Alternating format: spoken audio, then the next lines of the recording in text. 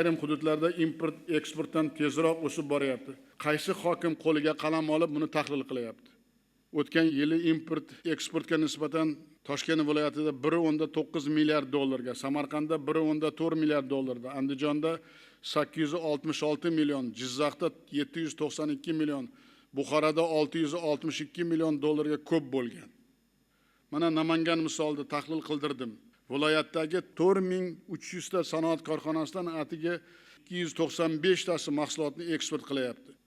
Viloyat sanoatida band bo'lgan ishchilarning 60%, sanoatdan soliq tushumining 42%, 575 milliard so'm ham ushbu 7% korxona hisobidan bo'layapti.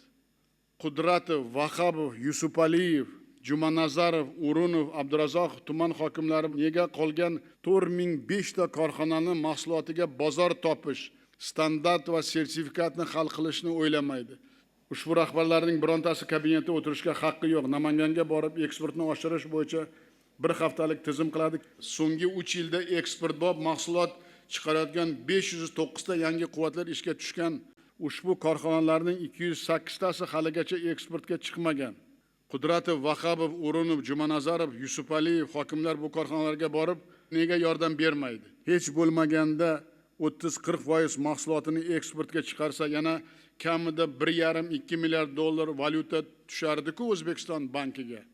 Yil boshidan beri 47 ta maxsus iqtisodiy zonadan 29 tasi umuman eksport qilmagan.